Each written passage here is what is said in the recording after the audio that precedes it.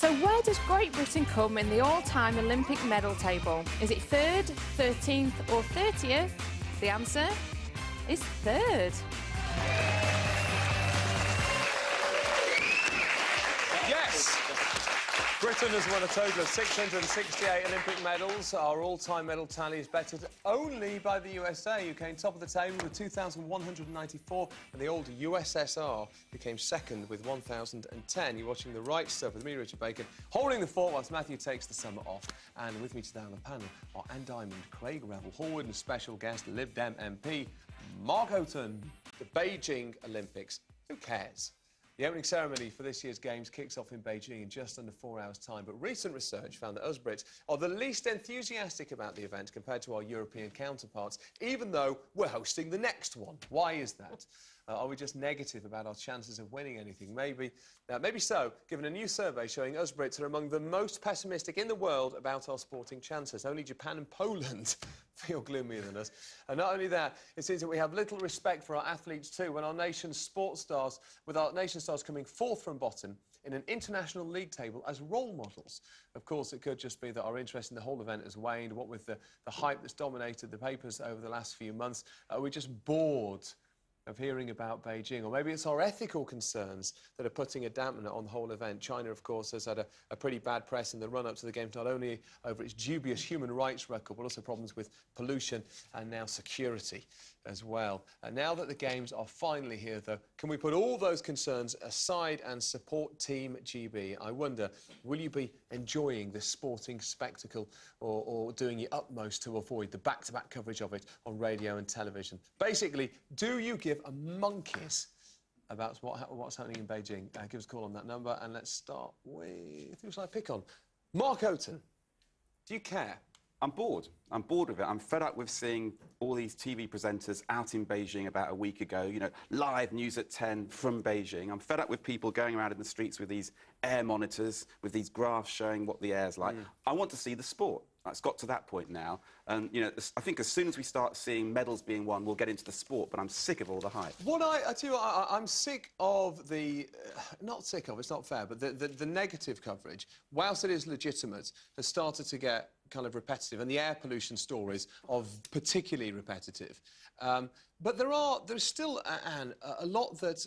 I know we can't ignore their human rights record, obviously, but there's also a lot that China has achieved in the... I think it's 7 years. In 2001, they were given the Olympics, and were told they'd won. And what they've done in terms of the infrastructure is remarkable. Yeah, I think what we're seeing now, including all the controversy, is what was meant to happen, and it's good. You know, not only have they imported this enormous sporting spectacular, but they've imported the controversy as well, which is great. It's good. It's actually, it's like going in with a fumigator and, you know, having a go at them. I mean, all right, we can witter on about it, but actually the sheer wittering is great. It's like taking the freedom of the press to China. No, I'm all for it. I think it's absolutely terrific. I hope there's a protest every day, a really good one, and lots and lots of really good sporting stuff every single day, and there will be. Yeah. And then it will have achieved exactly what the IOC wanted when they gave the Games to Beijing. I thought also the protests around the torch I thought were great. I really enjoyed them, and it was hypocrisy here. I mean, what's the hypocrisy? Bush flies in and starts lecturing. Well, hang on a minute. Bush, you know, they've got the death penalty there. They've got Guantanamo Bay where they're holding people. And what do they do for the climate? America is the main polluter in the whole world. What hypocrisy? OK, Craig Revel-Horwood, will you be watching this? No, I won't be watching it. You won't watch any of it? No. The BBC's got 300 hours of coverage. I like watching the highlights, and I do like watching the diving, and that's only because there's boys in Speedos. But, and that's why I've gone right off the swimming, because they wear all those full bodysuits now, which ruined it for me. But I like all the theatre sort of stuff. I like the opening and closing ceremonies. And I do like the idea of, you know, checking the globe with a lit torch and the handover and all that, and the fact that the world comes together. I think that's what it represents is all very, very good. It's just a shame that politics has to get involved, and it seems like it always has to.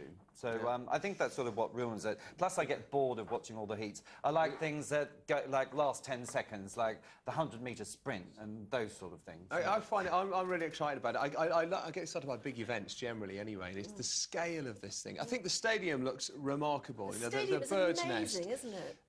Is it covered over? We were asking. We can't No, I quite see, don't is think it it is, no. completely? It looks as though the nest goes in. Did you hear about this thing? Do you know that China can make it rain? Did you hear about that? That they're worried about it raining on the opening ceremony with storm clouds gathering. So what if they gather, which I was presumably about now, a few hours before the opening ceremony, they can make those clouds release their rain. Why can't we all do this? They can make the clouds release the rain in advance. Richard, we have rain constantly here. We don't stop it raining. Oh, yeah. Aren't they going to be pumping something into the atmosphere? I think it's called though? seeding the It'll probably- clouds or something. It'll probably kill them all. You'll believe anything, won't you? That's just to get you to watch. Here's the thing. I've got a few points I want to make. We've got plenty of calls. Let's just get a call on first of all. Amy, who have we got? Yeah, let's go to Christine from Essex on line 2. Christine from Essex. Good morning. Good morning. Hello. Do you care, Christine, about the Olympics? Absolutely. I've been kicking off for days over it. Have you? Well, tell us why. Well, how wonderful for our athletes to receive their gold medals on the podium where probably somebody's family home once stood. And most people are now sheltering in hovels without any sanitation or any plumbing.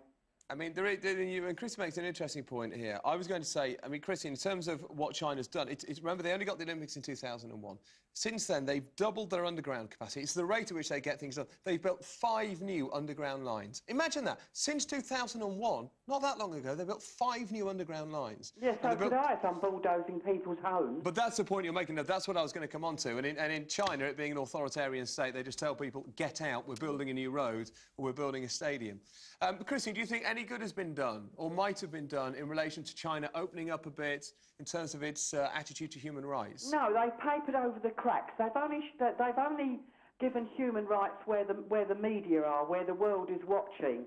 The human rights in China are just as appalling as they ever were. They papered over the cracks, and everybody, with the euphoria of people running about, jumping, throwing things, congratulating themselves and giving each other medals and patting each other on the back.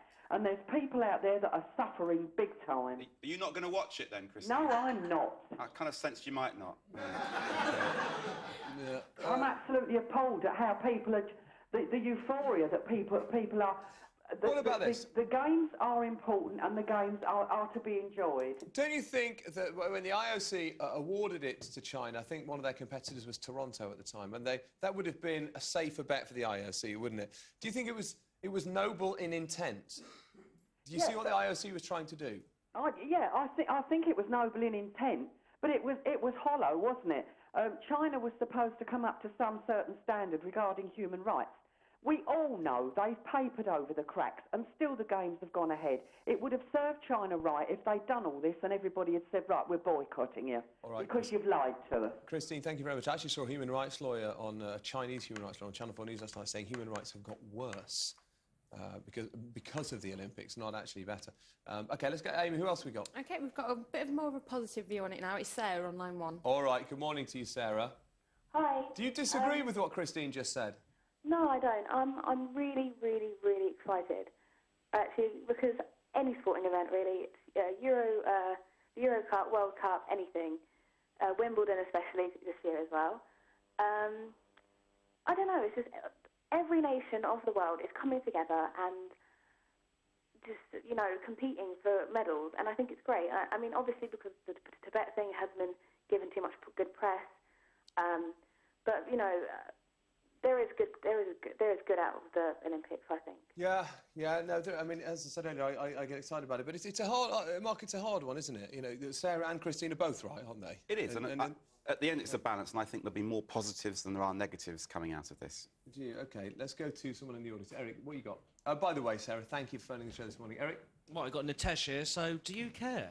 Not really. Couldn't care less at all about it. How could you not care less? Well... What about the effort that our athletes, that all athletes... I mean, these are athletes performing at the peak of what is possible for a human being to do, you know? There's not a problem with that. That's fine. They can do that if they want. I don't have to watch it, though. There's no reason for me to turn my telly on and deliberately watch it. And this whole thing about the ethics, politics and Olympics have always gone together. If you think about, you know, Black Power, about the Berlin Games, if you think about Russia in 1980. The Moscow Olympics. Yeah. Which they said that sped up glasnost. Well, the fact is, if this is coming to light now, if we're seeing lots and lots of coverage about Tibet on the front pages, we're talking about it now, it's got to be a good thing. Overall, yeah, if people want to watch the sport, great, but for me, it's not really a... OK, well, thank you very much. And it has also been said that actually, you know, we hear that some human rights have got worse, but they also say that China's attitude has improved towards Darfur, for example, to some extent towards Tibet. There's rumours that they're going to invite the Dalai Lama to China. I think one of the key things is where will we be in a year's time? Yeah, you know, exactly. That's exactly right, when the publicity's gone away, what will happen in a year's time? Yeah, that's what I was thinking that last night. Thank you very much. Really interesting. And thank you, Natasha, as well. Right, after the break, does spelling matter?